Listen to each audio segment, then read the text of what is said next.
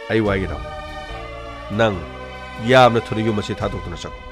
piri ba paisa khara sina nang naning thungna na banang na kari no kaino sin masi gi makha tarak pa nang ni ya da batara badi nang ya phaboy kari ai ya phaboy ro ai ge kari ya phabno ori do sabiu tapiu ai ya phaboy ro do shikari gino ai bu lobi ro do bor badi ai ge kari gi da izat mahan biri adak amuk khakta sunati ani rak khakta sunati chahi ke amari lenarga ai bu kari sulaitana ai bu kari sulaitana sesina bulorga yare tu beleo mafam se gi ma ma de gi pamung nei nangi thaksi ga sinai da ba namai pan da bi hongna bi do adu to biaro chalo yam thuna chalo yam na thu chalo ai di kari gi chaka ba nang ga lein nari ba mari du bo madu bu nam tha ha madu bu nam tha lo chalo yadre ai di kari chakani oh nang chalo hebi yadre ai di kari gi chakani ai nang hana imagi mo mangjere hat piade ima hat ka dabre masigi no piche hala ga phaga dabre adu natri ba makhidi mafam masigi mak chalo darbe hala ga maha se turena bora ma hap chalaga arum manum ama bora du gi manum hap chalaga turen manum thada ki mata mada madu gi mata madu phaga dabre bani irang nei na masin ga leikai simi punama kari tawribagi haiduna khuning kangkhat ni yengnari adugi saru mata mamsile kari tawgata ge haibu khalo pau halu rabadi soidana jel changmusi adu pau mapunchi chupa aikoi gi kaisum sangda aikoi gi kaisum sang amada mak ten batare batau kramna aikoi gi kaisum dang di karaida pau kari gi babunu khangbi dirba aikoi gi chingya da leiba fama da ko mama tok tholaga manung adida sarang ma saduna thamlaga manung adida subna tangi tumnaba adiga aho ma makhul ma phalaga mahki mabuk thanba thandaba no magi chak se kho mama charabadi hingba siba madudi mahki maraiba gengjarsa adudi mata masi thengre khara thuro hawglo adiga mahak mafam adida puna bada kero le kai mi khang dana na ba pau ai yap thun hona jarki hagul thado ai bu thado hey chalo thado ai nu phamcha mam selap kasi da mahak ki law khong modale kai ta gona masino du menselo pani pau si piang obu si machin si de khabak la ga bulaga lo 감독이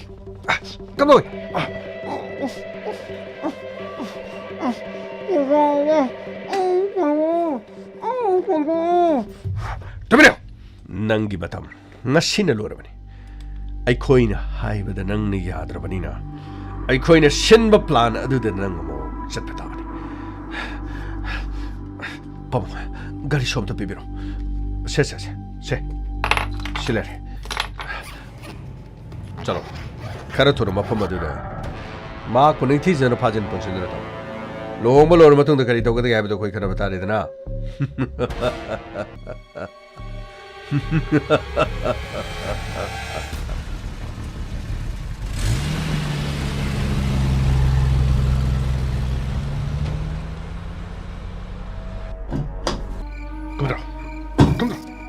kumdro ne thado aibu thado ai machinji mo na tho male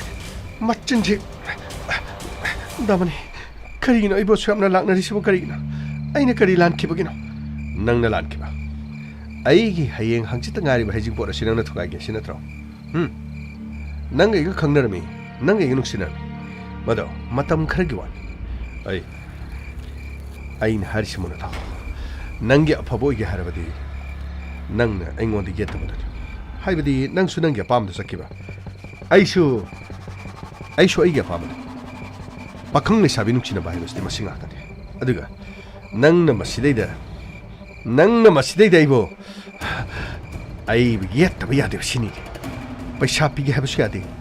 mafam masida nang leiba tare da nachina to se 피신 락션 비라기시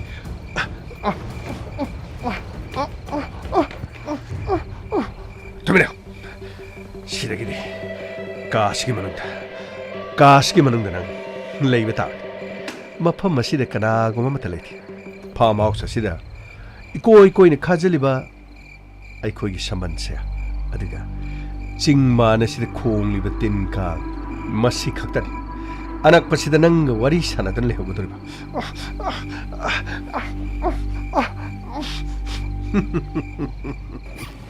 ꯑꯩꯅ ꯏꯔꯦꯝ ꯂꯦꯝꯅ ꯍꯥꯏꯔꯤꯉꯩꯗ ꯅꯪꯅ ꯌꯥꯗꯕꯅꯤꯅ ꯅꯪꯅ ꯑꯩꯒꯤ ꯍꯩꯖꯤꯡꯄꯣꯠ ꯊꯨꯒꯥꯏꯔꯒ ꯂꯨꯍꯣꯡꯕ ꯊꯨꯒꯥꯏꯒꯦ ꯈꯟꯕ ꯀꯔꯤꯝꯇ ꯀꯥꯟꯅꯔꯣꯏ ꯂꯨꯍꯣꯡꯕ ꯂꯣꯏꯔꯀꯥꯟꯗ ꯂꯥꯛꯀꯅꯤ ꯁꯦ ꯁꯤꯗꯩꯗ ꯏꯁꯤꯡ ꯕꯣꯇꯜ ꯑꯃ ꯑꯗꯨꯒ ꯁꯤꯒꯤ ꯕ꯭ꯔꯦꯗ ꯁꯤꯃꯒ ꯃꯆꯦꯠ ꯆꯥꯗꯅ ꯂꯨꯍꯣꯡꯕ ꯂꯣꯏꯗ꯭ꯔꯤꯕ ꯐꯥꯎꯕ ꯂꯩꯔꯦ 시르그는 시래 힝르그는 아묵 넉나 핫바다래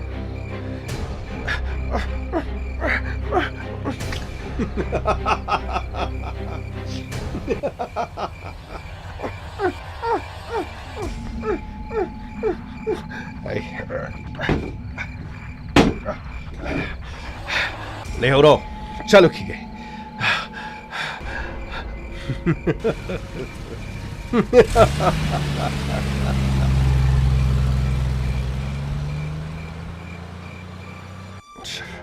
asumno mahakpu mafam aduda thamnamlaga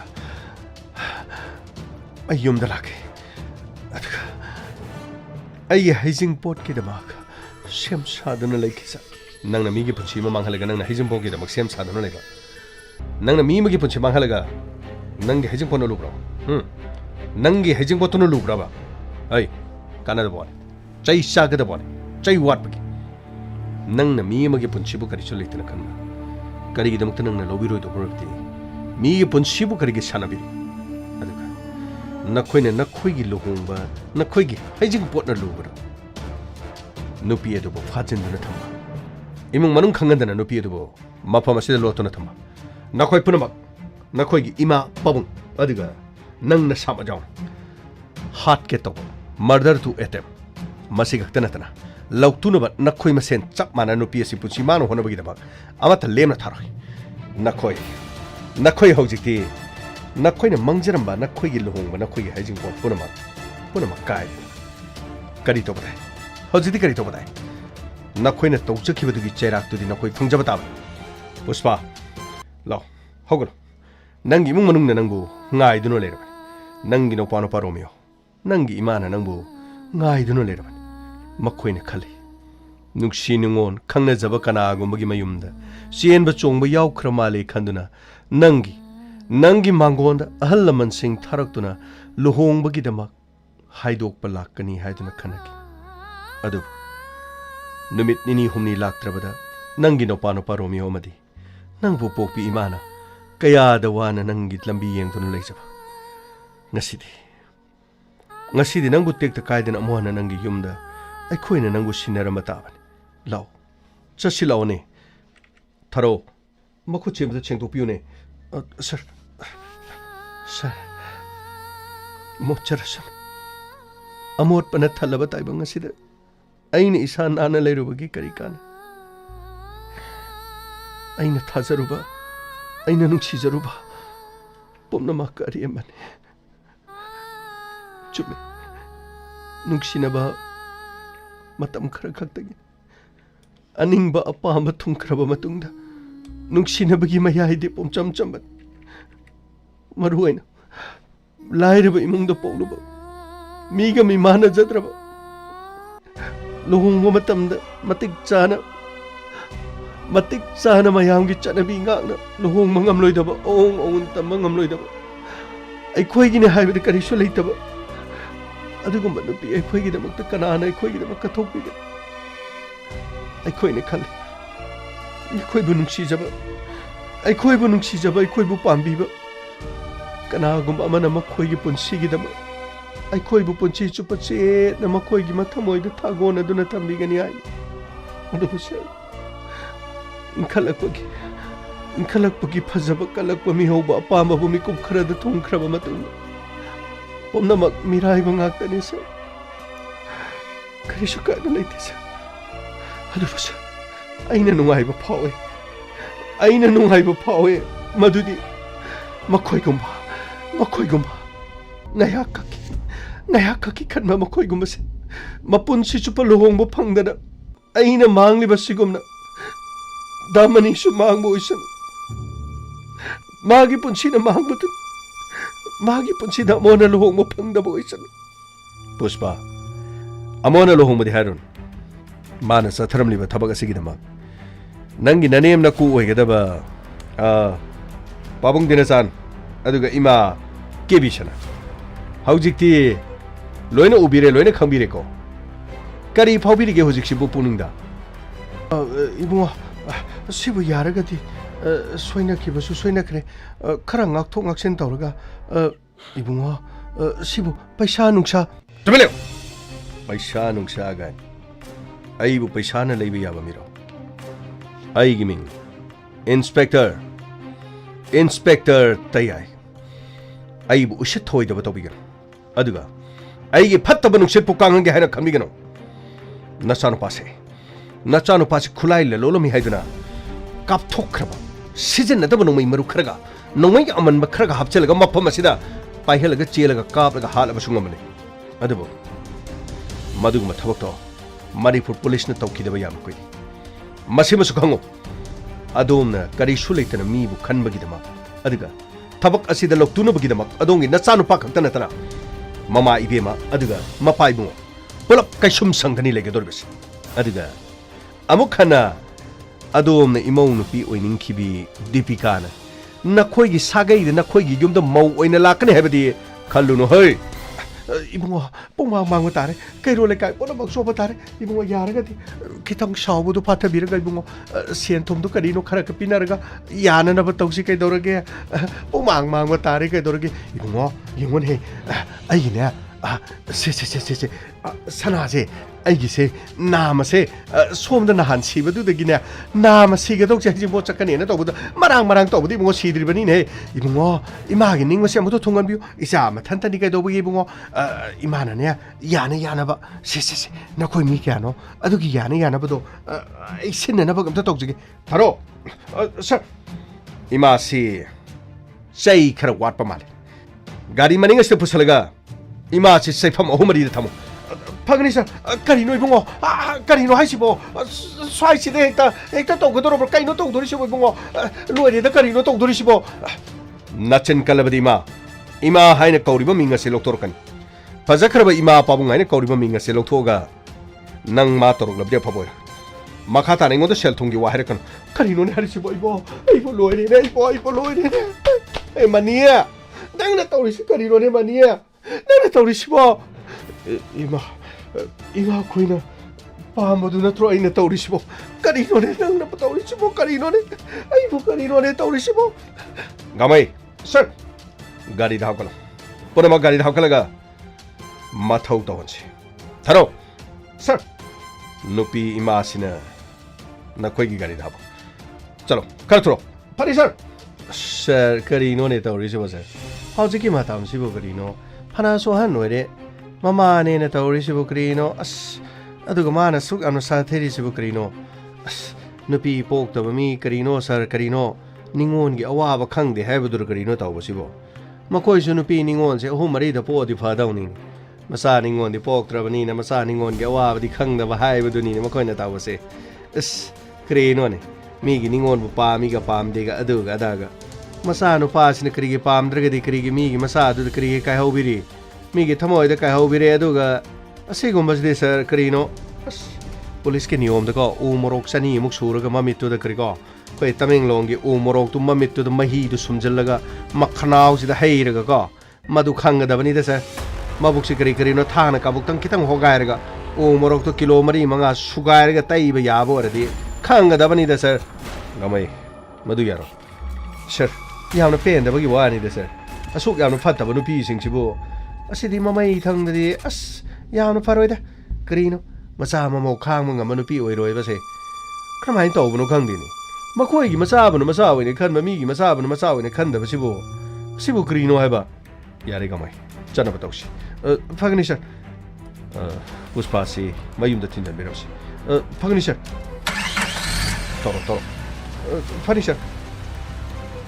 कोइदाउ सि सोम सावगले सिगुम नुपी सिनिको सि खल्लोरदि इनिमबो लेताबसि फारेदको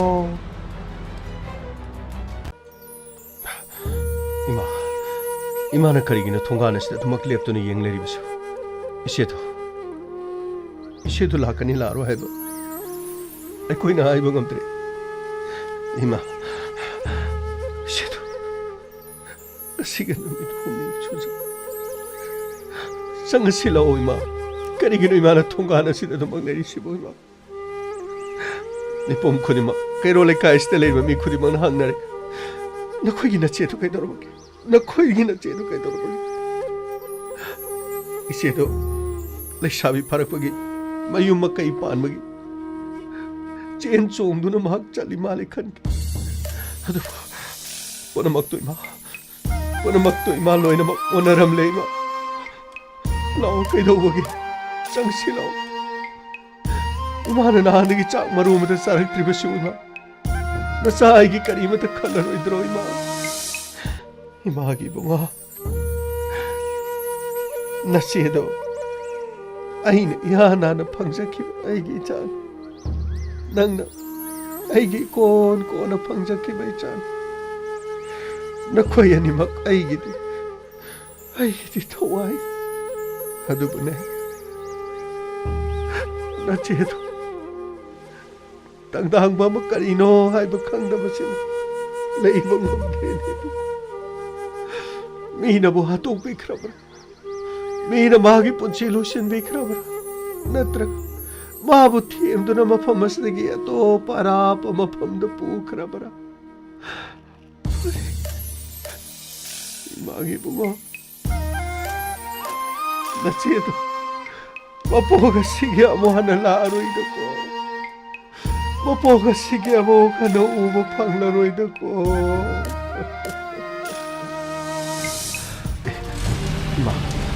पुलिस की गाड़ी थोंचले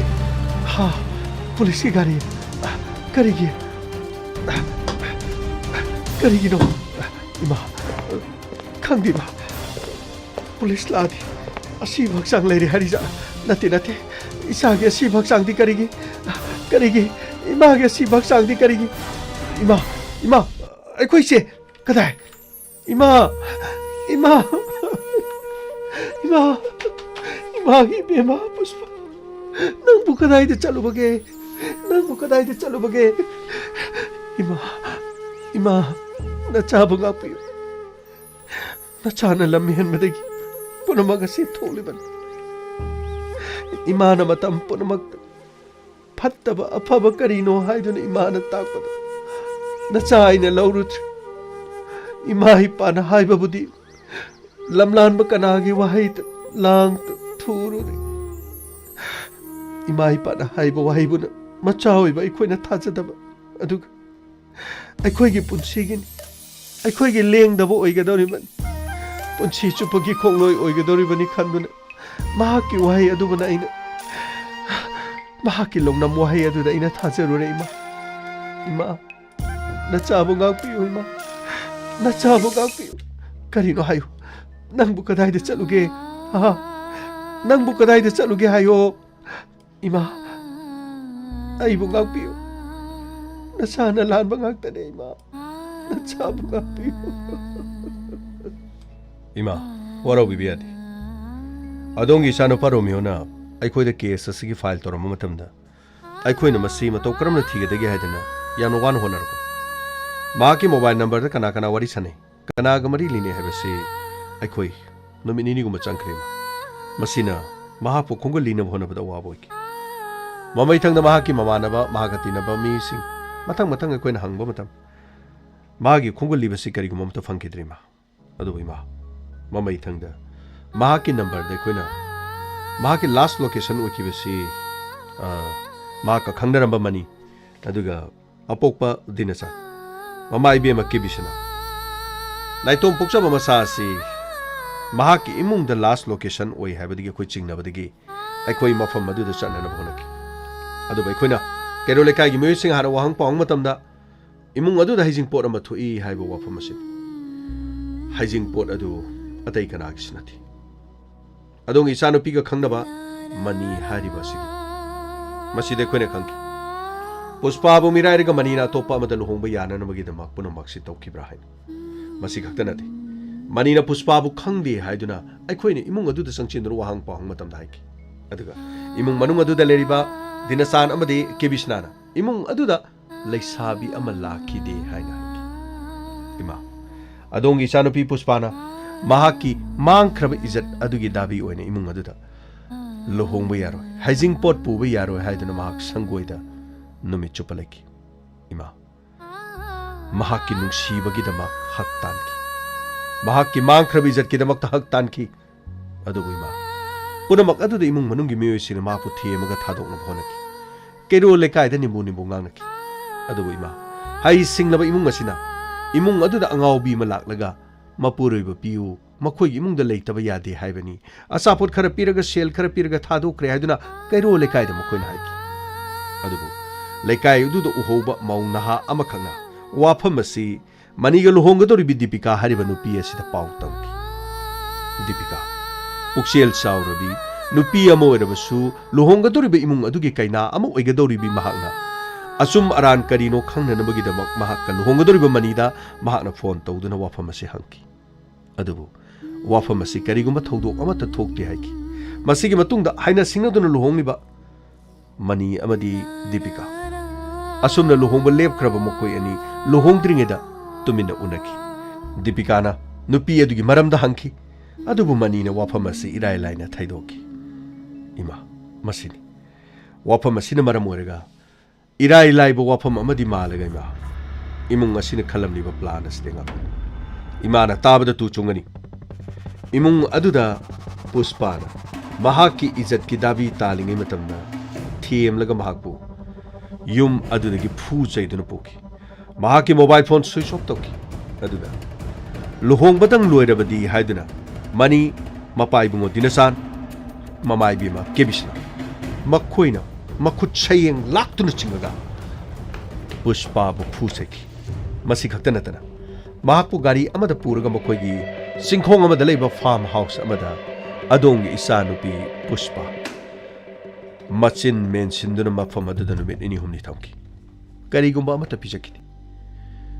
manakta ising bottle ama thamki bread matuma ama thamki adubu khutti thadokti adongi sanupi thongna leirabi mafam aduda numit nini romdi ma karigumba amata sadana lek adubu aikhoine singnabadagi mafam aduda laktuna wahang pangu matamda imung adugi mawang mataw laikai gi mawang mataw asumna chingnaduna leiringeda makhoina luhongadabi yum adugi kaina oigadabi Deepika khanghaudana hijing pot numit humni suba numit da sumal da laksik aduga wafam asi mahangna aikhoi da phongdorpagi matungina aikhoigi interrogation aikhoigi investigation da kana ba kya maram hang masdegi aikhoina sabkhalago hang pahango matamda laikai gi mioi singna seng hayu yadabadu mathang wafam asi khanglaki masidagi chenba yadraduna adongi isanupi puspaga khangnaba mani masana maral yajarki adubu irai laina maral yaki badinati phuba chaiba aikhoigi investigation aikhoigi taktarak baduna aseng masing adu mathang othoroki madugi matungda mama mapa pulap puraga aikhoina farm house adu bukiba farm house adu da dongi isanupi na matau karamna lerami haibadi ma adom tu chungani ima masi khakta nati sijarasanu haiduna mafam adu hondok lambi adongi sanupi aikhoina mafam adu sangduna matam sana kan mangam khima ibungo khoi gilaman apo kasi imana sing mangamar imagi bema kari tawe haibage nang luhongdraga kari tawe haibage nangi luhong na nabigi awong mauntam na nabi imana kari su tawbo ngamoy nang na kari gi luhong mo pamdi bano ha nang na kari gi luhong mo pamdi bano lahira ba idat padat na kana su laik ta ko ikhoi gi di kari gi luhong bano sak sa khoma ba sari ba si mangai da na ha no pa no honari ba yengo Nangi no panu panu honariba. Nang na pisa lo sa tau dano honariba. Karigi da magta imabu thadolaga karigi chali. Ha? Nang bu karigi da magta ina khunlaba. Sel tum paira ba masak matau phajaba makhoi bu nang na karigi pamli banu re me ma. Karigi pamli. Yengoi. Akhoi gi punsi di makhoi ga mana ba yaba natte. Akhoi di pidat padat ba. Haurok pham khangdaba. Khangne dana. Nang na luhongdraga kari tawi haibage. Nangbu yum pandrabati ingkhol asidagi imana tangani haikrabaro. Nangi no panu pasina nangbu tangani haibrane. Ha. Karigino nang na luhongning diba karigino. Natik na padi sadana tik de manang na karigi tapami. Ha. Karigi. Naralaita na lang na karigi sanggom saning ibano ni bima. Hayo karigino. Hayo karigino hayo. Ima, nasalaan ka rin. Nasanalaan ki ba doon kita mga piyo, Ima? Nasana, ahan ba nung sibada? Nasana nga horori. Ay nakali. Nung siba say, kaya da matik magulay krabahay doon. Ado bo, Ima? Nung siba giuhay ta na adumak matampo na magta. Hendo na layaw ragan, Ima. Nung siba gi manung da nung siba bu yaw riba. Nung siya haidu na sa nariba nung siba saba mayama se. Punamak namthak ngaktan. Ngayak tagi. Mahak aning batung na nabangaktan ni haiba si ma. Ngasiti kang na ima. Nung siba di loy ba nairame ima. Nung siba di matam karakak tagi oirame. Ima. Pazaba di ishor na pirakpan. Nung siba na pungning da miyoy ba da ngayak kaktangi pawalakpan. Matam po na makinati. Aram kaurang baguman. Taibong miyoy ba na ising takning bagi arang kaurang ba pao ba da ising taklaga arang kaurang ba kopagom. Nung siba panglaba matungda nung siba kaubo iram la ima. Ima. Amukan na. Mapoga sida ka nagumba mataba nung siba na sana paura. Ay, nung siba bukiri ma. Nung siba di namtang. Nung siba di oijabati ba. Oijabati ba di kalak ba ne. Kalak ba di mihaw ba ne. Mihaw ba di mi buhat pa nga ba ne. Tamoy ama na tamoy ama bujoy tau ba. At kudum chalaba matong na tati taway na suru-suru na inaga. Hundok pa nga ba ba ni nung siba ay ba di ma. Nasa matasabi. Mapokasi ka na hagum amagi mapam na nung siya ay na hararoy. Ay malay rabi. Ay parobiyo. Nakoy ginamag ta ang magkaroon na doon. Saksa ko mamatang siya doon. Pujiya siya. Imana hingning ay paubadi siya mataw doon na laysaki. Imana karigong malay kidrapati ba. Nasagi po si Deloy. Mapoga sila imalay bagi. Ay ginobio na ibagi. Ay nihingsa nga na ba mga ini. Diba? Nasana pang managini. Ay, makoy giyom na mauoy nga doon na tsapan natin. Mahaki usit na mo. Mahag na ibo tazala ba? Mahag na ibo. Ay ibo kaya na. Nagsin na, jingsin na tabiki. Punamado, mahak masagi gayak tagikan lang mahak na punamado pangto. Nasabot ha sabi mo. Ngasi nagya mo ka na, tanago malamlaan mo maging mapamda na sana tamoy pinaroy. Ay ginugsi ba di mapaugsi magiloy krema. Ay gona mo ka na nugsi mapauraroy na. Nasabot gagpiyo, ima. Sir, karino yengbo ngamdreda sir. Karino khangdeda sir. Makan gi case ni ko sir. Kamay. Kaya ta nungaitribani. Mi amagi thamoida nungshibagi damaktani haiduna thajahalaga. Nungshinaringe manungdana fajaba khudolpot fajaba wahai. Nungsiba wanga punmakata. Maning thumkraba matamdana punamak mirai biram aduga ꯑꯅꯧꯕ ꯄꯨꯟꯁꯤꯒꯤ ꯅꯨꯡꯁꯤꯕꯒꯤ ꯂꯝꯕꯤ ꯑꯃꯗ ꯑꯃꯨꯛ ꯆꯠꯈꯤꯕ ꯑꯗꯨꯕꯨ ꯃꯗꯣ ꯐꯥꯈꯤꯕ ꯏꯁꯩ ꯑꯃꯨꯛ ꯉꯪꯕ ꯍꯥꯏꯕꯗꯨ ꯃꯗꯨꯒꯤ ꯅꯨꯡꯁꯤꯕꯗꯨꯁꯨ ꯂꯥꯁꯇꯤꯡ ꯑꯣꯏꯔꯣ ꯁꯣꯏꯗꯅꯃꯛꯀꯤ ꯅꯨꯡꯁꯤꯕꯗꯨ ꯃꯔꯤ ꯆꯠꯂꯛꯀꯅꯤ ꯗꯤꯄꯤꯀꯥꯒꯤ ꯄꯨꯛꯆꯦꯜ ꯑꯉꯛꯄꯅꯤ ꯃꯍꯥꯛꯀꯤ ꯈꯣꯡꯐꯝꯗꯤ ꯑꯩꯗꯤ ꯊꯥꯒꯠꯂꯤ ꯃꯍꯥꯛꯀꯤ ꯂꯨꯍꯣꯡꯕ ꯀꯥꯏꯈ꯭ꯔꯕꯁꯨ ꯃꯇꯨꯡꯗ ꯂꯨꯍꯣꯡꯕ ꯑꯃꯨꯛ ꯍꯟꯅ ꯊꯣꯛꯄ ꯌꯥꯏ ꯍꯩꯖꯤꯡꯄꯣꯠꯄꯨ ꯍꯧꯕꯁꯨ ꯅꯠꯇꯦ ꯃꯍꯥꯛꯀꯤ ꯄꯨꯛꯆꯦꯜ ꯁꯦꯡꯕ ꯃꯍꯥꯛꯀꯤ ꯇꯨꯡꯗ ꯋꯥꯒꯗꯕꯗꯨ ꯃꯍꯥꯛꯅ ꯀꯠꯊꯣꯛꯄꯅꯤ ꯇꯁꯦꯡꯅꯃꯛ ꯅꯨꯄꯤ ꯑꯃꯅ ꯅꯨꯄꯤꯒꯤ ꯑꯋꯥꯕ ꯈꯪꯕꯅꯤ ꯍꯥꯏꯕ ꯇꯥꯏ ꯐꯔꯦ ꯏꯃꯥ ꯔꯣꯃꯤꯌꯣ ꯑꯗꯨꯒ ꯄꯨꯁꯄꯥ ꯍꯧꯈꯤꯕ ꯄꯨꯝꯅꯃꯛꯇꯤ ꯊꯃꯣꯏꯅꯨꯡꯗ ꯂꯣꯠꯁꯤꯟꯗꯨꯅ ꯑꯃꯨꯛ ꯍꯟꯅ ꯀꯥꯏꯍꯧꯗꯅꯕ ꯍꯣꯠꯅꯕꯤꯔꯣ ꯏꯃꯨꯡ ꯑꯁꯤꯒꯤ ꯅꯨꯡꯉꯥꯏꯔꯕ ꯃꯤꯅꯣꯛ ꯑꯗꯣ ꯑꯃꯨꯛ ꯍꯟꯅ ꯅꯣꯛꯄꯤꯗꯨꯅ ꯆꯥꯕ ꯊꯛꯄ ꯋꯥꯠꯇꯅꯅꯕ ꯁꯨꯕ ꯅꯣꯃꯇꯅ ꯑꯗꯨꯒ ꯍꯨꯃꯥꯡ ꯃꯜꯇꯅ ꯑꯩꯈꯣꯏ ꯃꯤ ꯑꯣꯏꯅꯅꯕ ꯍꯣꯠꯅꯔꯁꯤ ꯍꯧꯖꯤꯛꯇꯤ ꯃꯤ ꯃꯁꯛ ꯈꯪꯂꯕꯅꯤꯅ ꯃꯤꯁꯤꯡꯁꯦ ꯈꯔ ꯈꯔ ꯃꯨꯟꯅ ꯌꯦꯡꯉꯁꯤꯅꯦꯀꯣ ꯁꯔ ꯊꯥꯒꯠꯆꯔꯤ ꯁꯔꯅ ꯑꯩꯒꯤ ꯄꯨꯟꯁꯤꯕꯨ ꯑꯃꯨꯛ ꯍꯟꯅ ꯑꯅꯧꯕ ꯃꯄꯣꯛ ꯑꯃ ꯑꯣꯏꯅ ꯄꯣꯛꯍꯟꯕꯤꯔꯦ ꯁꯔ ꯑꯩꯅ ꯁꯔꯒꯤ ꯂꯃꯟ ꯄꯨꯟꯁꯤ ꯆꯨꯞꯄꯒꯤ ꯁꯤꯡꯕ ꯉꯝꯖꯔꯣꯏ ꯁꯔ ꯀꯔꯤꯒꯤ ꯂꯃꯟꯅꯣ ꯄꯨꯁꯄꯥ ꯑꯩꯒꯤꯁꯨ ꯑꯩꯒꯤ ꯏꯆꯟꯅꯨꯄꯤ ꯏꯆꯟꯇꯣꯝꯕꯤ ꯀꯧꯕ ꯑꯃ ꯂꯩ ꯑꯩꯅ ꯏꯆꯟꯅꯨꯄꯤꯗꯣ ꯃꯇꯝ ꯄꯨꯝꯅꯃꯛꯇ ꯑꯩꯅ ꯁꯦꯟꯅꯖꯔꯤꯕꯅꯤ ꯑꯩꯅ ꯑꯐꯕ ꯄꯥꯎꯇꯥꯛ ꯀꯌꯥ ꯄꯤꯔꯤꯕꯅꯤ ꯑꯩꯅ ꯑꯐꯕ ꯋꯥꯍꯩ ꯀꯌꯥ ꯍꯥꯏꯔꯤꯕꯅꯤ ꯃꯥꯒꯤꯁꯨ ꯅꯨꯡꯁꯤꯅꯖꯕ ꯂꯩꯖꯩ ꯃꯥꯒꯤ ꯅꯨꯡꯁꯤꯅꯖꯕꯗ ꯑꯩꯅ ꯑꯌꯦꯠꯄ ꯄꯤꯗꯦ ꯑꯗꯨꯕꯨ ꯃꯁꯥ ꯃꯁꯥꯒꯤ ꯈꯣꯡꯐꯝꯁꯦ ꯊꯥꯡꯗꯣꯛꯇ꯭ꯔꯤꯉꯩꯗ ꯑꯩꯅ ꯊꯥꯡꯒꯗꯧꯔꯤꯕ ꯈꯣꯡꯐꯝꯁꯦ ꯀꯔꯤꯅꯣ ꯍꯥꯏꯕ ꯃꯨꯟꯅ ꯈꯪꯕ ꯐꯩ ꯑꯗꯨꯒ ꯅꯪ ꯅꯁꯥꯅꯁꯨ ꯍꯥꯏꯈ꯭ꯔꯦꯗꯅ ꯅꯨꯡꯁꯤꯕꯗꯤ ꯂꯣꯏꯕ ꯅꯥꯏ ꯍꯥꯏꯕ ꯋꯥꯐꯝꯗꯣ ꯃꯗꯨ ꯇꯁꯦꯡꯅꯃꯛ ꯑꯆꯨꯝꯕ ꯋꯥꯐꯝꯅꯤ ꯅꯨꯡꯁꯤꯕ ꯂꯣꯏꯕ ꯅꯥꯏ ꯑꯗꯨ ꯑꯣꯏꯔꯕꯗꯤ ꯂꯣꯏꯕ ꯅꯥꯏꯕ ꯅꯨꯡꯁꯤꯕꯁꯦ ꯂꯣꯏꯗꯅꯅꯕꯒꯤꯗꯃꯛ ꯈꯔ ꯈꯥꯛꯅ ꯅꯨꯡꯁꯤꯕ ꯃꯗꯣ ꯇꯉꯥꯏ ꯐꯗꯕꯅꯤ ꯅꯨꯡꯁꯤꯅꯕꯗ ꯂꯣꯏꯈ꯭ꯔꯕꯗꯤ ꯃꯗꯣ ꯈꯠꯅꯕꯅ ꯑꯍꯧꯕ ꯑꯣꯏꯔꯛꯄ ꯇꯥꯕ ꯈꯠꯅꯕꯅ ꯑꯍꯧꯕ ꯑꯣꯏꯕ ꯇꯥꯔꯕꯗꯤ ꯁꯥꯎꯅꯕ ꯏꯁꯧ ꯂꯥꯡꯕꯅ ꯑꯃꯨꯛ ꯃꯄꯨꯝ ꯑꯣꯏꯔꯛꯀꯅꯤ ꯁꯥꯎꯅꯕ ꯈꯠꯅꯕ ꯏꯁꯧ ꯂꯥꯡꯕꯅ ꯃꯄꯨꯝ ꯑꯣꯏꯕ ꯇꯥꯔꯕꯗꯤ ꯅꯨꯡꯁꯤꯅꯕꯒꯤ ꯑꯔꯣꯏꯕ ꯄꯟꯗꯨꯞꯇꯤ ꯀꯥꯏꯅꯕ ꯍꯥꯏꯕꯗꯨꯗ ꯃꯁꯥꯅ ꯂꯥꯛꯀꯅꯤ ꯑꯗꯨ ꯑꯣꯏꯔꯕꯗꯤ ꯑꯩꯈꯣꯏꯅ ꯑꯆꯨꯝꯕ ꯈꯣꯡꯊꯥꯡ ꯊꯥꯡꯕ ꯇꯥꯏ ꯄꯨꯛꯅꯤꯡ ꯋꯥꯈꯜ ꯋꯥꯔꯛꯄ ꯇꯥꯏ ꯑꯐꯕ ꯋꯥꯈꯜ ꯈꯜꯂꯒ ꯑꯐꯕ ꯈꯣꯡꯊꯥꯡ ꯊꯥꯡꯕꯇ ꯅꯠꯇꯅ ꯑꯩꯅ ꯊꯥꯡꯒꯗꯧꯔꯤꯕ ꯈꯣꯡꯊꯥꯡ ꯑꯁꯤꯅ ꯀꯔꯤ ꯑꯣꯏꯔꯛꯀꯅꯤ ꯍꯥꯏꯕ ꯇꯔꯦꯠ ꯇꯔꯥ ꯊꯣꯛꯅ ꯈꯜꯂꯛꯄ ꯇꯥꯏ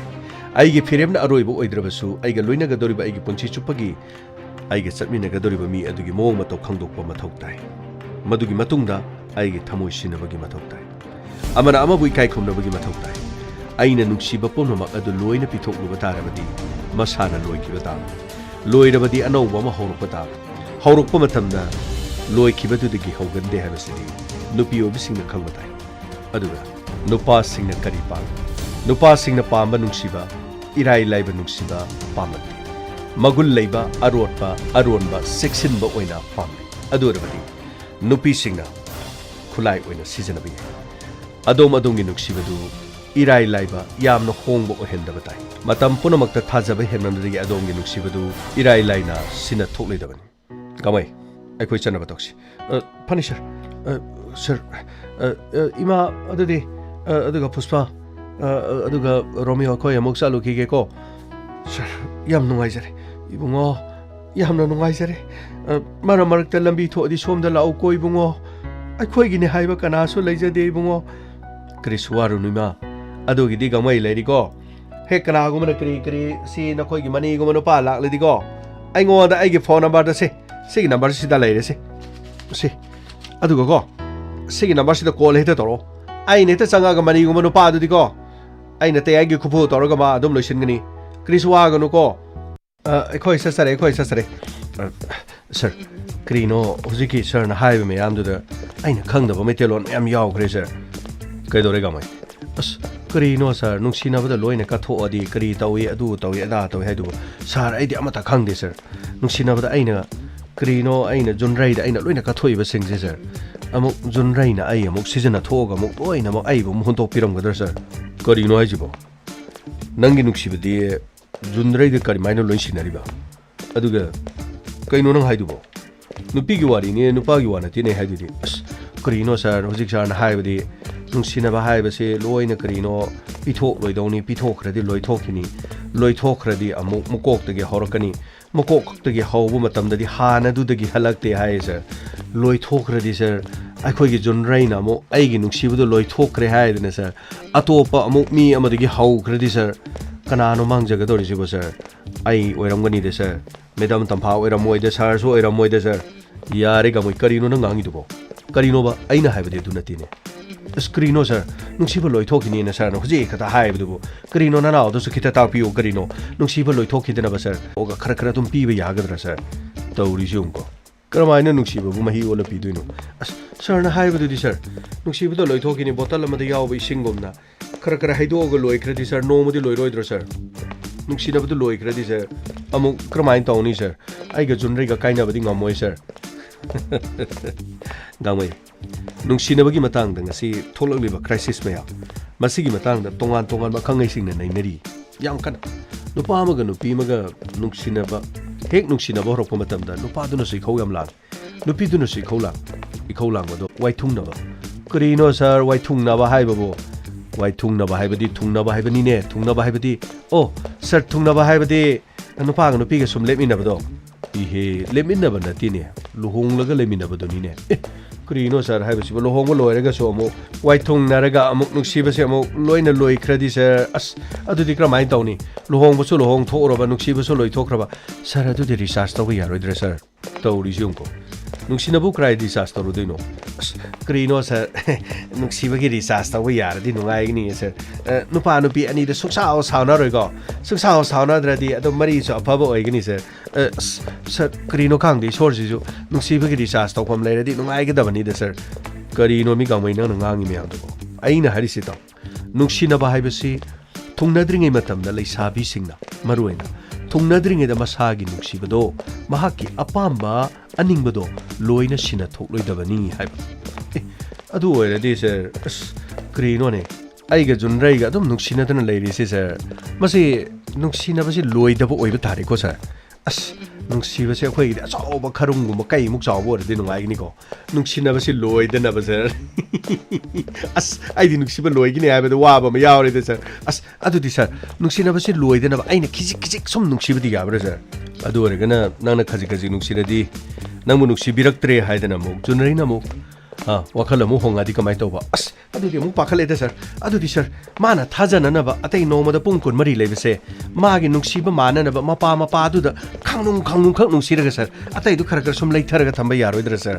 गांमै करिनोनि नन गांगि म्यामदुबो लाउ गारि थोरो लो योक्सले लो सर करिनोम तांगजेगे इदि पा पाखटपा म यावरेदा सर करिनो ngasi सर नुक्सिबा लोइथोकपगी मतांगदा हाइबजि सर पाखंग लैसाबी ओइबगी वारिनिने गांमै अदु करिनो सर आइसो पाखंग लैसाबी ओइद्रो आइबो होजिक मवा ओइबसु नते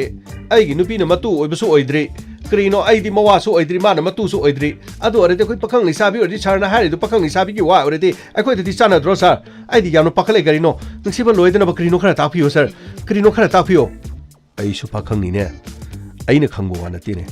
मीना हाइबगिनिने आइना हारिदो करिनो ने अदुदि तयाइनासु हारिबो वाजिदि तयाइसु खांदबा ओरेका अदुरदि सर सर न करिनो मेदम तफाग अदम नौमतसु सावनादि अदु नुक्सिनाबा थिला अदम लैरिसि सर नुक्सिबसि सर खोइगिदि करिनो काइदो ओइना थम्बर करिनो क्रमाइना तौबनो सर गामै नुक्सिनाबदा थाजनबा अमनबु इकाइ खुमनबा लैरिबा मखै कैदोंगदमा अमन अमबु इकाइ खुमनरक्त्रबा अदुगा अमन अमबु यानरक्त्रदि नुक्सिनाबदा मसाना लोइरक्पा ताबा अदु ओइरदि नुक्सिनाबदा लोइथोकपा इकाइ खुमनदबा अस करिनो खांगदेदा अस इनस्लगिदि नोमगी drop अममम थादगेको तौरिजो Thoreau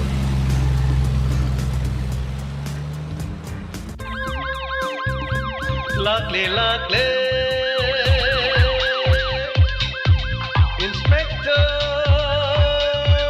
तयाई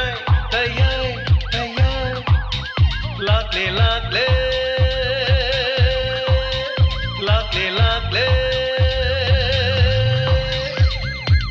inspector तयाई उठनबा Kanbinaba. Thank you, sir. Welcome. Uthanaba. Kanbinaba. Inspector. Tayai. Lakle.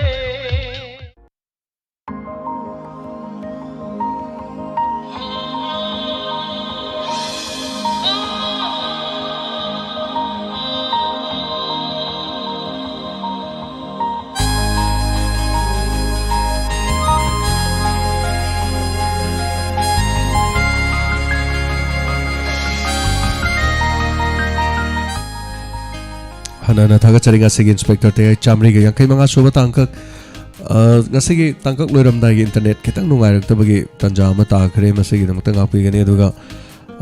khajitang nungai ba nokpagi tanja haitare loige da minute manga taruk waling gi sida haitare gangbai gi nungai ra ma ki phagi khra koina semja bani haitare anyway net nungai gi da badano dai du khra ta ba nungai ram dong man de du net pura tat ki badina te hajabtare kana gomde ta ba ya ba su yorum bi ai. But thank you so much. Nungsiba gi matang da TAYAI na explain to bani khoi nungsina ba hai base kano to bo fatti hai tare ni madugi matang da khoi gi loina mak sina thuk loi da bani hai ba gi matang ama hai tare. So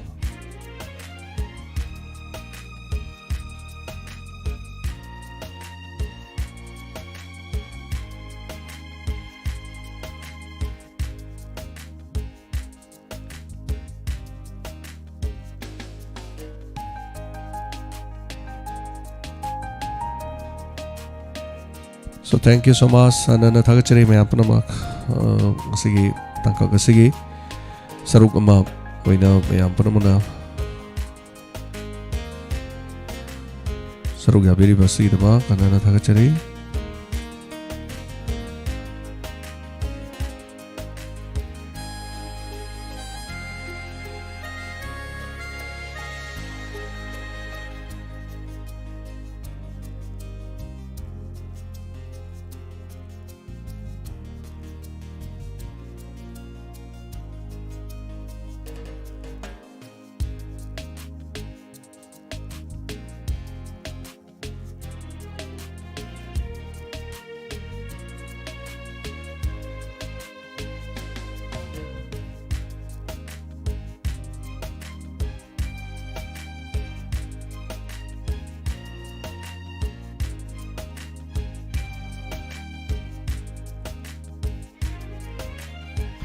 Thagachari net chi khajitang nuai tabadi hai tare khudong cha da bakra thokre ma segi da manga pi gani lo ngasigi birthday tari basing ai pamangol piminasi sagol sem Taujal Singh son of Sagol Sem Thauba and Marorama Devi wangu ahalup parking makha many happy returns of the day nuksirabai cha segi da manga pamangol pijari Resmi Sorokhaibam Dator of Sorokhaibam Rajen and Marina Yai School Hiru Hanba Laikai Resmi Sorokhaibam yamna thodo hendong na khambire richal Resmi actor haitare so many happy returns of the day anana thagachari efamangol bijari panamak nadi yekta bo punchi nung sang ba toru ba thaba khudima afaba yai faba panamak oirasunu haiba du chalgi Manipuri feature film tonga ma singi mai pak pa hiena mai pak po oirasunu haina Resmi Sorokhaibam Shoring from the Nijari Loinana Tungda Fabangak to Oirasunu Mai Sing Sikudong Tiba Ponamak taking out to people Oirasunu Haina Loinana Icha Taujal Singh Sagol Sem Tauba Sanop Anuga Manorama Devi Wango Halop Hanana Thagachari Pabanungai Yai Faba Ponamak Oirasunu Haina Yapamangol Adu Pijari Thagachari Gunita Notoma happy birthday Tapiri Navakisam Masidi Kuloishan Matawida Natapiri Loishan Madi Loidi Loida Bani Net Nahitar Internet Kitang Song Kiba Kot Kiba Torong Dong Wale. Anyway, Thagachari Komantem Rajan Sir happy birthday to all Tapirokpa Johnson Boss happy birthday Tapiri Bimola Pebam Thagachari Gamay Nang Masi Taban Wayan Tapirokpa Yes Krishna Nanda Brahmachari Mayum Thagachari Bisesor Yumlembam Thagachari Inau Tokchom si wari amna phajai inspector TAYAI tabda puning loksing hoijai kamaina aroi beda muno hole sir kamai thagachari inta pide thank you so much gomti irom thagachari bem chalai ma ten tha sir ngasi wari episode kapada pushpa gi wari se amnuksi na ta pide yes amnuksi da wari ma ki waroisan lakna na ngasi gi tangka ma hai tare ni smain tawdana Tokjo kibani na haijage as mi se down ko ise mi lising aniga chani ka marfu ma thoi le rame jar haida garga chahum da lei wani net che loine khangta tat khiba haitare अदुबु नेट उर उंगागा मोहन मयामना दुम उंगागा lesson बिरमदि दुम यादी यादोब पुरा तत्खिबदि नत्ति हाइतारे दु थागचरी लोइना हाइदग्रे हाइतारे thank you so much हन थागचरी ngasi wari phajai na tapira purani bla lesang them pama macha ni gi wari du nuksi pa gaidongam thamai ngasi wari se ngasi se kari tobugi no sorry net problem na tapire yes net problem na kitang sat na lei thagi ba haidare down थागचरी अदुबु हना हना library busing दे हाइतारे restore तौरगा अदुम लैगदम ने हाइतारे refresh तौरकान अदुम हाना गिदु लाकदोब अदुबु तत्ख्रमा लेना Congo मदि थोखिबा हाइतारे को लोइनमा anyway थोना यामना लेरामनि मयाम पुनमक्सि लोय थोक्रे हाइतारे सिसु करी हाइतारे फजना चारम दाइना खाबैना ओटपद फदिगोम तामिंग हाइदोकपगा चमाने हाइतारे लोइरकद मयाम पुनमना comment पिबिरकपा सिगि नुंगाइबु सुदुम लैजै हाइतारे So thank you so much Gaidongam Daina Kwarakpam Thagachari Asa Ningsing Henbi Warita Badi Chaning on Pokpa Ikwedi Matha Saida Natapiri yes Borja Laishram Thagachari sir Jenimik Chanagi Say Tabiyo Borja Ngarang Su Thai Haitare Jenimikski Say Jenukti Gedum Thai Atai Jisum Nukti Tabang Aktani Yes Karamana Dabang Aktani Asina Rang Tada Bakra Thajage Boboy Waris Thagachari Wari Nungayan Tapirakpa like Tonjam Hentoi Bi Thagachari Happy birthday to all Pigarani Sogol Same सरवारी नुंगाइजे न तापिरक बा हाइतारे थागचरी मजबूर side sir ताबगी पेर मनाइ दे वारी से अन तापिरक बा नुपीसे करिसु खंदे न खनबा न तापिरे चुमनी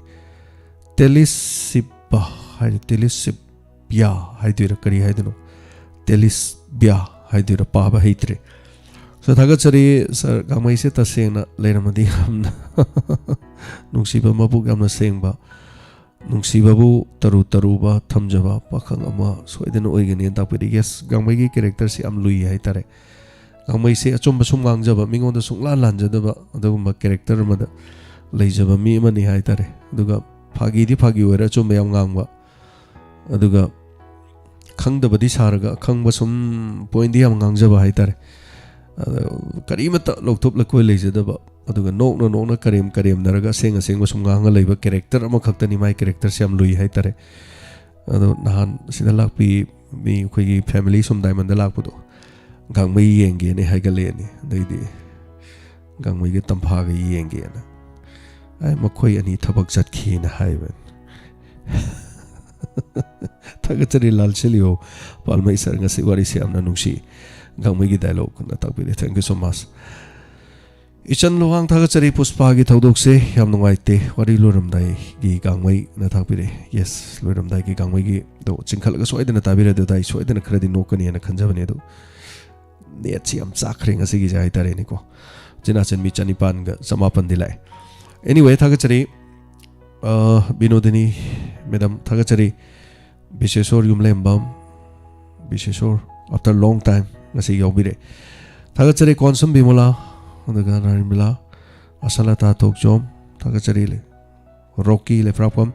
many happy returns of the day takpirako wish you all the best of luck for the future bright and a sign and takpirako ichan ilangbam ongbi sarwari yamna nungai wari se loksinga mohili nupi sing section minasi takpire ibeman devi thagachari side rock tampa purisabam thank you so much koncham bimula thagachari nanau makjam Johnson Bose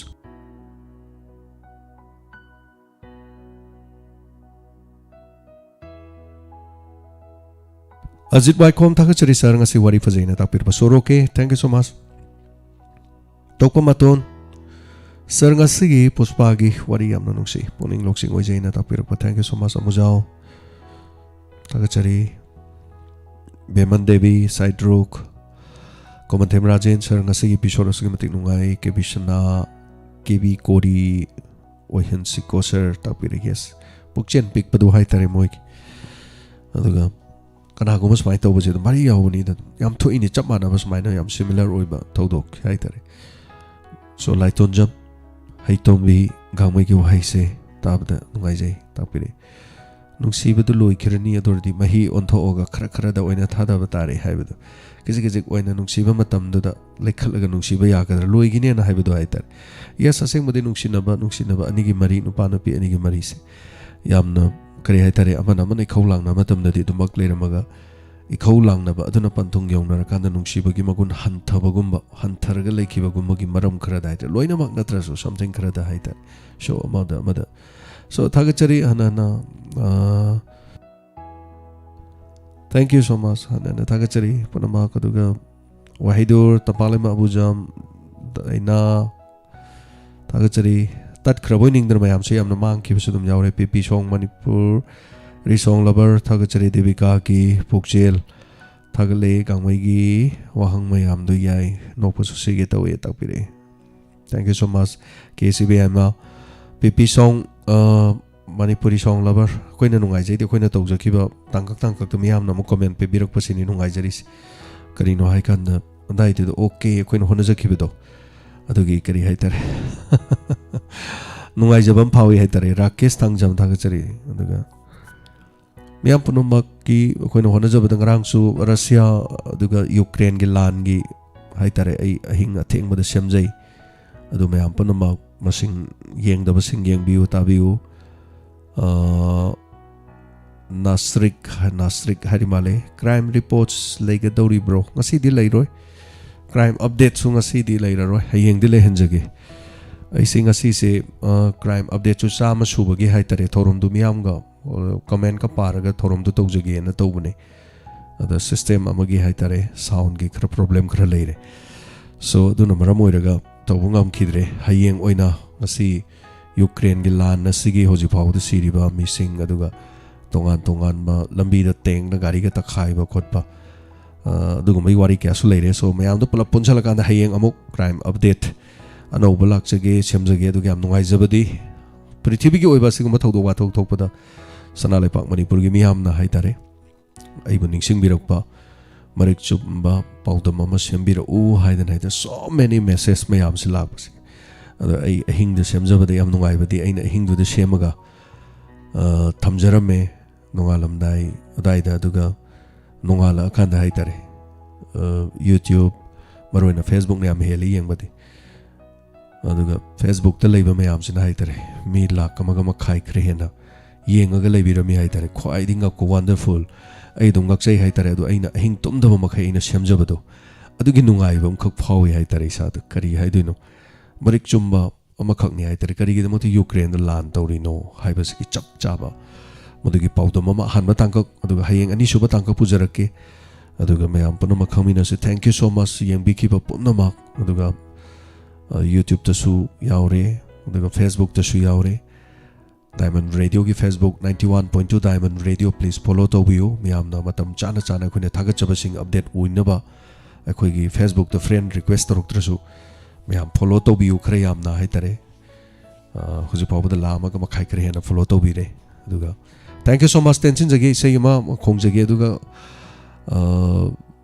ekhoi gi comment iri ngai da tathokre sauya de Johnson boss kaisu kaiba leite khoina kana da su khoina saujabagi tik leijade miyam gi damakta ni hona jariba khoina soiki lan ki bedo ina miyam ne hena ngakpi aduga khoina kari haitare lan da bada ekhoi da singna ru pasing da miyam na ngak tok pi haitare sumaina sum tamjage aduga isai amatang marak sida hana khudol tamjarage miyam panamak asigi han bi sei koirau na rabi misna thajabungam jabi maithong kaya da ning thijariba ai sama ki mai ekta madi khonjel da tune na loina na Binod Kumar Sarma tawa happy sei ni khudol tamjari tamina sei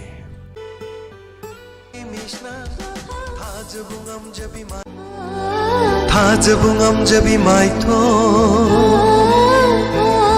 koirau na rabi mishna Thajabungam jabi maitho kayada ningthi jariba kayada ningthi jariba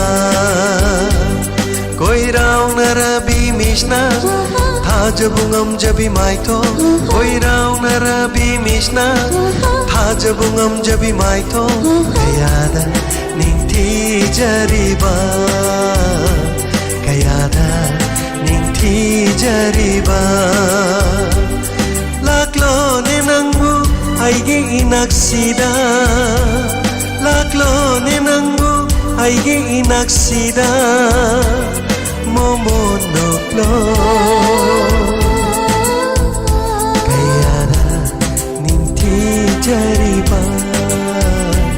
kayada ningthi jariba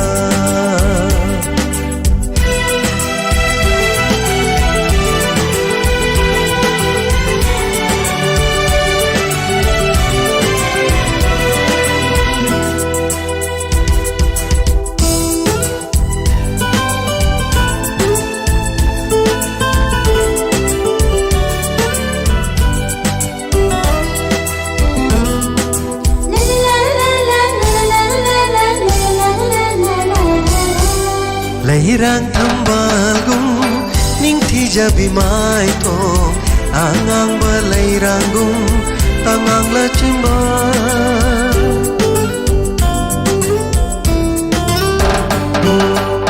Leirang tambalgum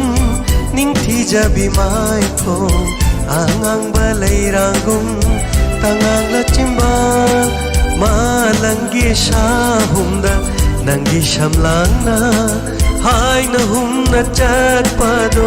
ipom nai na malangi shahum da nangi shamlang na hai na hum na chat pado ipom nai na ying bagi pene ning tibi shatam nangi na tau uruba thamoi shina koi rau na bimisna Jabungam jabi maitho koi raw na bimishna tha jabungam jabi maitho kayada ningthi jariba kayada ningthi jariba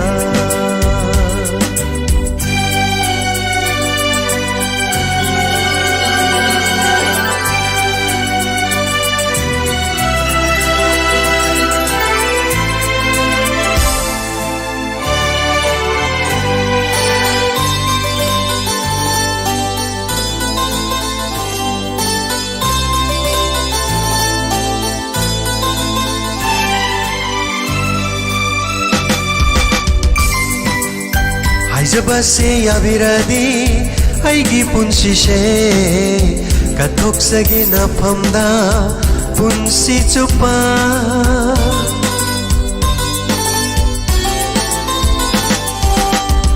Jabase yabiradi aigi punsi she kathok sagi na ngonda punsi chupa manglanda sutoi na toina nang nalaktuna Wari kaya sharami inata nang na manglanda sutoy na nang nalagto na Wari kaya sharami inata nang na mapokudingi lecharage nang su aigi damata lepiyu ko koi raw na bimishna jabungam jabi maitho koi raw na bimishna tha jabungam jabi maitho kayada ningthi jariba kayada ningthi jariba aigida nang se oijage aigida nang se oijage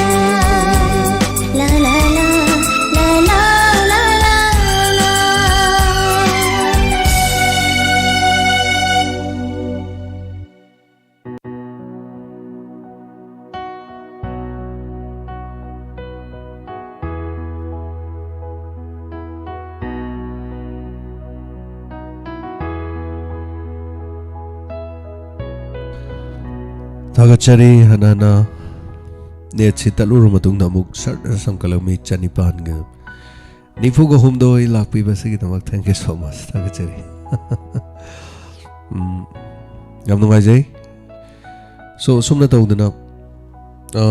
thaja konthau jamna yamna pambi bi sei koirau na bi meshna ngasi muk thabsina hayeng muk thadaba hai tare so sumati kuma dazem se tayai sandok na ba khonabada sung tumlum do mandre na tapire sumati kuma yamna chumjani tayai si sandok tradi akhoi gi review lakpam si leikti hai tare yam sing na harkanda aduna crime update so to ure do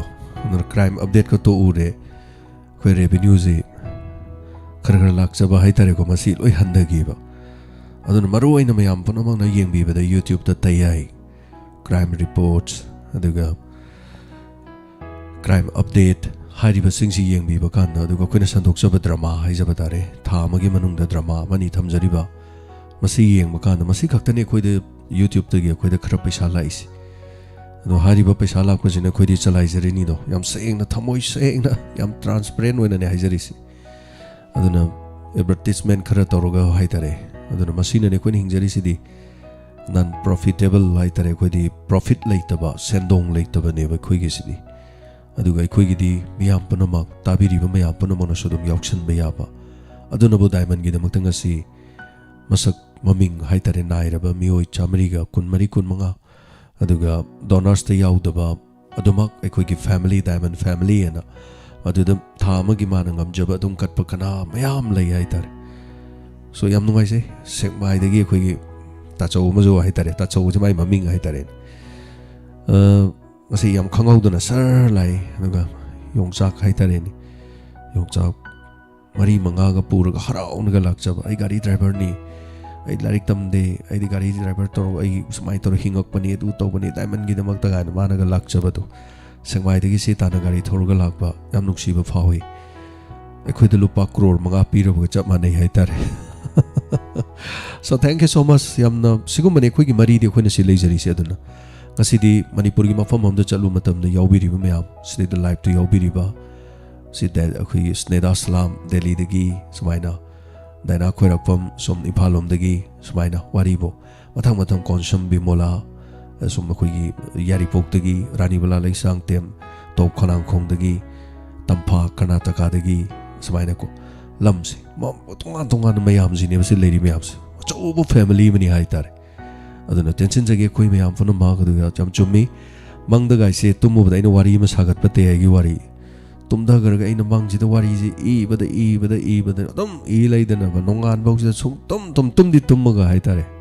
adumai to ba yawi aduna ngasai haibirak pudi chalmana so thaga chari isai ma mu khudol tamjage marak sida aina nungsi jabi haina khoida jabi kaya da ningthi jari ba aina nungsi jaba aina khoida jaba hai basina khwai digi hen hele malai masida leriba phajaba punamak tagi mahang ni hen hele kaya da ningthi jari ba aigi nungsi jabi aigi khoida jabi madagini takhala babade samanga sakpaisi khudol tamjari taminasi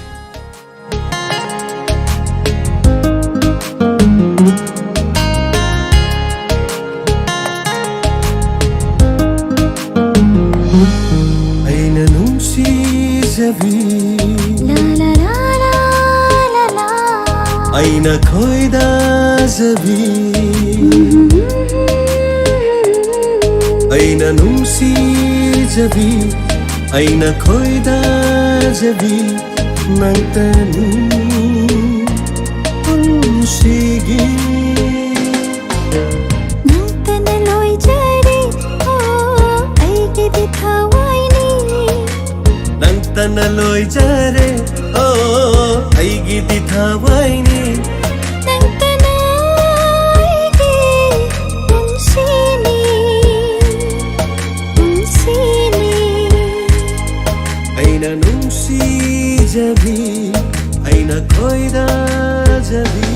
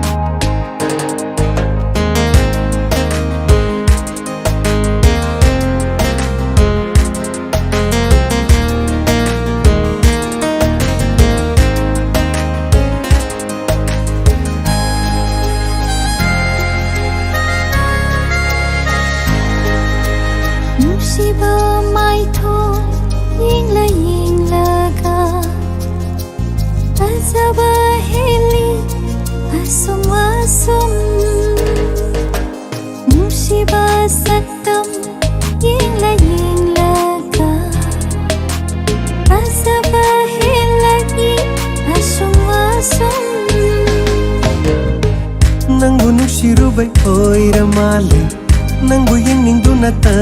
leire nangbu nuksirubai oira male nangbu yengnindu nata leire nang tanay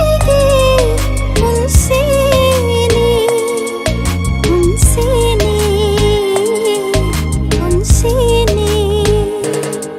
aina nungsijabi aina khoidajabi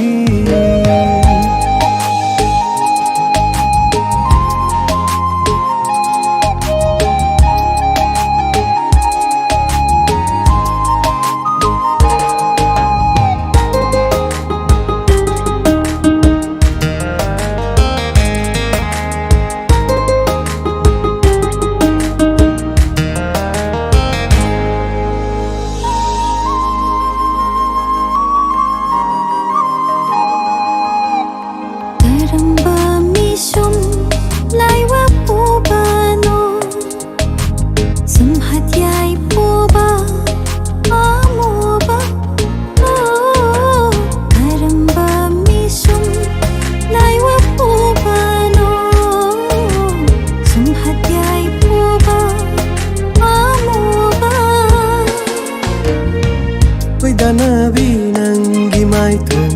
Wairau nabi nangi misna Waida nabi nangi maithon Wairau nabi nangi misna Nangi wahida ngaurabini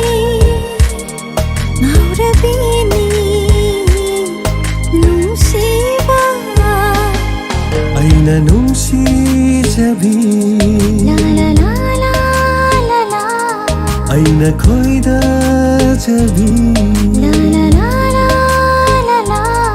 aina nungsijabi aina nungsijabi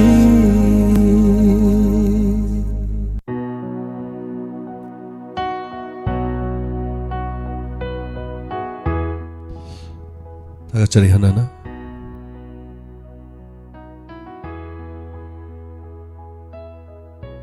Bot mayagi nangmay kamnaba aduga Chorchanpur da subong mokhaibagi athengbagi haijabadare tonga tongan pau nungai tabak kya amarom sodum tari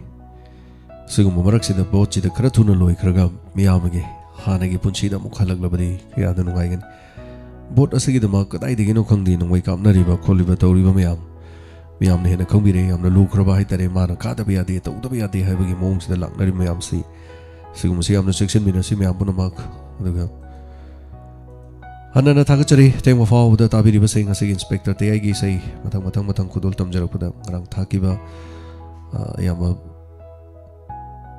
masini gi namuk tongan ba haijabadare so ngasi gi madakini ta kheleba nusak pa genemics gi sei khudol tamjari Nangi wahai kayana leihoringa sidi thamoida aubangamdana sontara thama thimlamba awanungai kayana thimlamba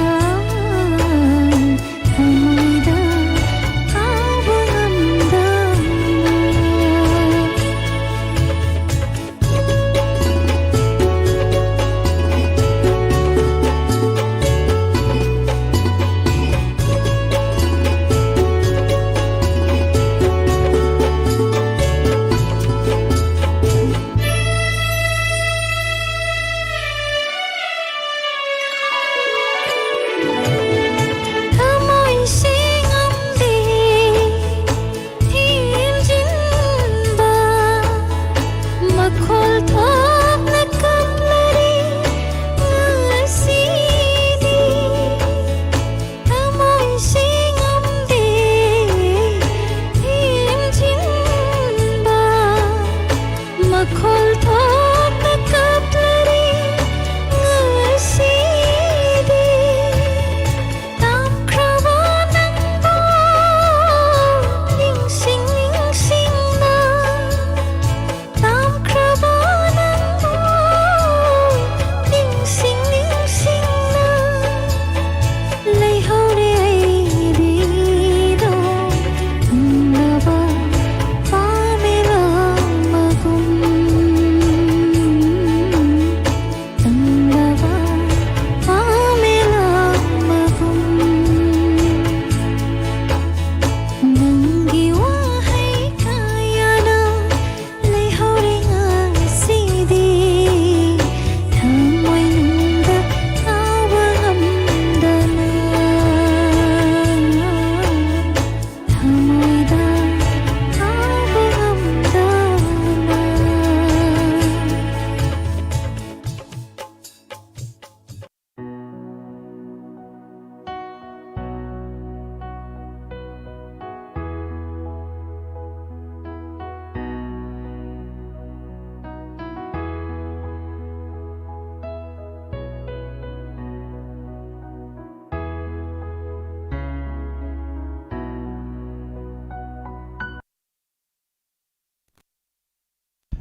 Roiboina khudol tamjari inakta da leheningi Nirmala thangjamna soliba pusparani laisram gi mayek inspector TAYAI da saki visayama Vinod Kumar Sharma na thawai habla visayni nasigi taramasi aroi visayno khudol tamjari taminasi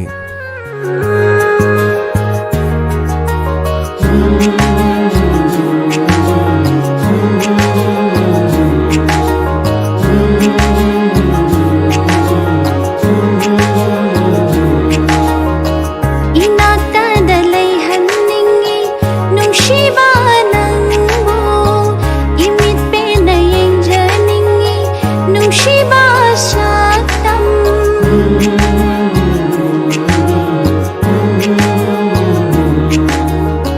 inakta dalay haningi nung shiba nangbo imit penayeng janingi nung shiba saktam liblaro meet mang sida yung jagi imit pena nung shiba shuhelakli sinaragi thamoise nangodu na layreni igi misina nung shiba shuhelakli sinaragi thamoise nangodu na layreni igi misina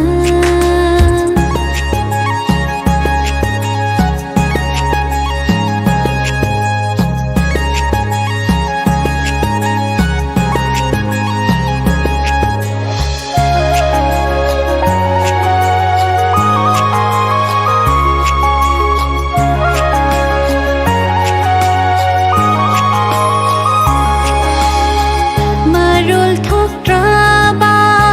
sakam sina aibu asumna ngau han bire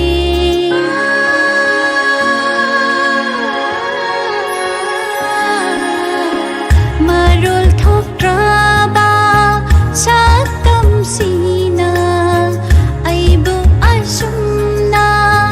ngau han bire lay tadarini ningon puming ase hikpiro nung sige iri hikpiro nung sige iri lay biro ni inakta watha jagi na kada themjin biro thamoise nung shiwa haina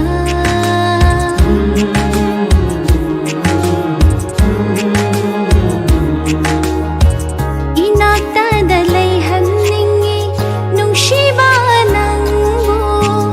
imit penayeng janingi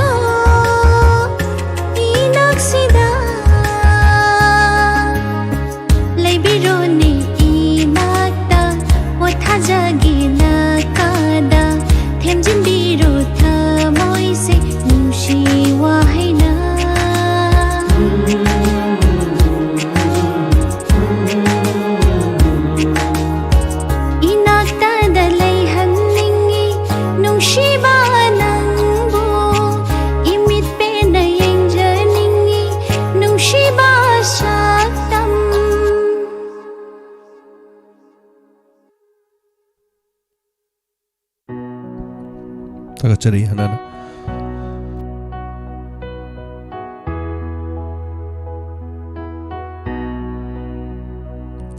ngasigidamakta di tharom losinjabagi aba miyamdagi lawjage hanana thagachari naurim bemala isai khudibak loina fajaina takpirakpa thank you so much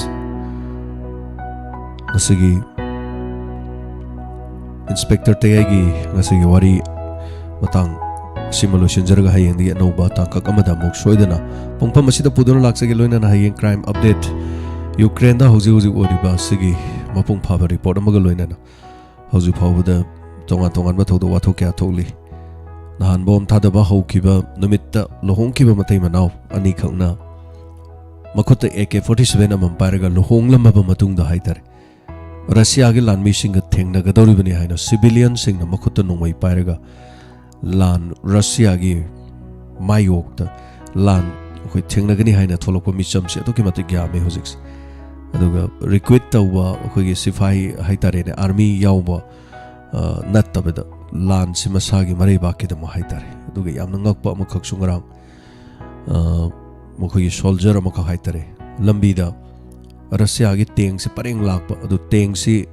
thong amakhak lei thong si hek lan thogadi khoi gi keno gi manung sida sahar sida changa ga teng sing sina kapa khotpa micham mayam hat ka do badu khoi gi army ma haitare magi masada bom ji pulap fit tawruga haitare thong ji da bom mayam se punjalle adu ma thong du phammaga pulap pokhai laga haitare thong du puthan baiwan teng jing du lan be yadre adu mana sidring da kapamba photo ma social media da sai koi Manipur India sai da budi natre mapan gi social media haitare urubada thamoi da marai bakki da makta tawri ba mong matawdu khallubada angakpa kiba fawi haitare yamna sengna hargadi Russia na di sungchum chumdaba thabak amani yes Russia na India da mateng pangbi ki yam lei prithvi gi miyam panama USA amadi Pakistan yauna India thupsanabagi tanja amada kanamata na mateng pangki de only Russia khaktana India gi mateng pangki aduga Russia gi magi su magi manung da haitare magi makoi ethnic manaba aduga makoi masel loksan na bagi mo oirasu masamaki maron ngangi bangaktani haitare yam sengna ai ngarang so haijabadu aikoi maitei leijariba Manipur gi maitei ngang ba maitelon ngang ba singsina Assam da chalaga Assam gi chinau tari me yam sida lan ta salubuga chamani haitare lon chamanari ni culture chamanari ni haitare so marik chumbo wafa mama hayeng tamjage duga thank you so much hanana thakachari punama kamna section lemina si enam section singkalaga taba soidana yani aikoi gi da kaso tawde dum yadi gai anyway net na weram bi ai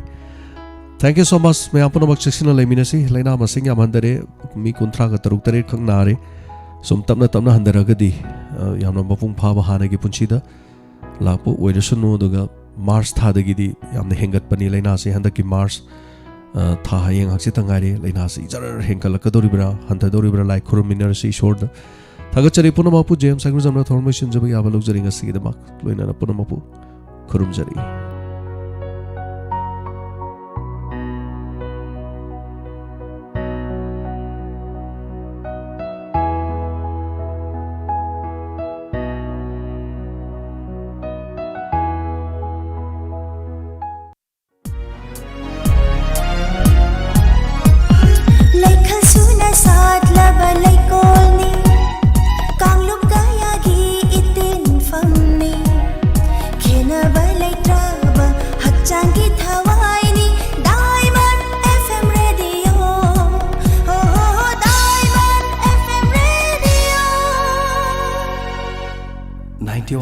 .2 Diamond Radio Channel